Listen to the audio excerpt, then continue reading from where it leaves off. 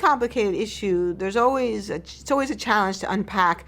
What are the main issues? What are the subsidiary issues? What do people really believe, and what are they just saying? And one of the challenges of being a historian is to try to unpack these different threads, and particularly to try to understand what do people really believe in their hearts versus what might they be saying in public, because we know that those things are different. And what our research shows is that the rejection of climate science isn't just a disaggregated or disorganized phenomenon of people who don't understand science, but that it's actually the result of an organized campaign that we can trace back to the late 1980s of people who have systematically tried to challenge climate science, tried to undermine public acceptance of that science, and also tried to challenge and attack and undermine the integrity of scientists. So in our research, we were really interested to try to answer the question, why would anyone do that? I mean, why would people reject scientific work? Why would they attack our colleagues, people we know, people we trust, people who are brilliant, respected scientists? And we found two key things. The first thing we found was that the same people and the same organizations who had challenged the scientific evidence of the harms of tobacco had also challenged the scientific evidence on a whole host of issues related to the environment and public health. So it included the scientific evidence of the ozone hole, the scientific evidence of acid rain, and the scientific evidence of climate change. So then the second question is, well, why? And most people would think the obvious answer would be money, and certainly the tobacco industry connection suggested that protecting the financial interests of large corporations was paramount. And it's certainly true that that is part of the story. But what we found and we thought was really interesting and really important to understand was that it wasn't just about money, that it was also about political ideology, and specifically the political ideology of the value of free market economics, that climate change deniers like tobacco harm deniers before them are afraid that if we allow the government to regulate the marketplace to protect us from the harms of tobacco or fossil fuels or whatever it is, that will lead to a kind of creeping communism, a sort of socialism through the back door. So it's really about the role of government, and it's about a fear of the expansion of government. The world saw tremendous economic growth in the recovery period after World War II.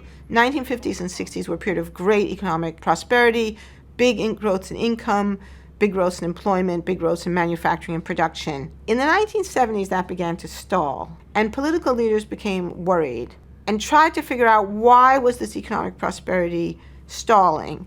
And one answer to that question was the neoliberal answer, to say that markets had become over-regulated, that governments were too involved, and particularly in Europe, that too many major industries had been nationalized, things like the railroads or electricity in a number of places, telecommunications, trucking, aviation, a lot of areas, and that the solution was to deregulate these markets, to let the market do its magic, was the popular phrase.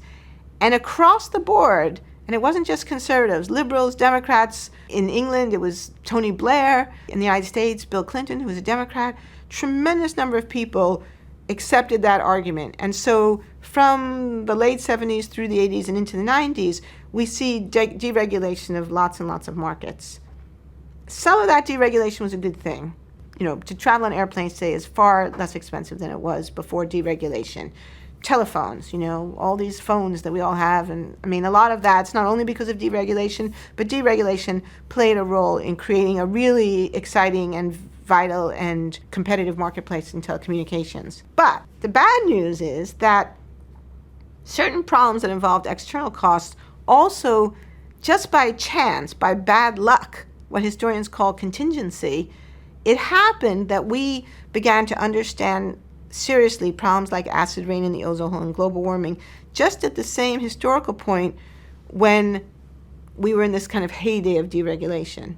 So scientists come along and say, well, we have this big problem. That comes at just a moment when the political momentum is in the absolute opposite direction. And so it becomes very hard for people to argue for what we need to solve the problem because it goes against the tenor of the political and economic discourse of the day. And if we think that markets are the solution to all problems, then we are going to have a very, very difficult time solving problems like climate change because these are market failures.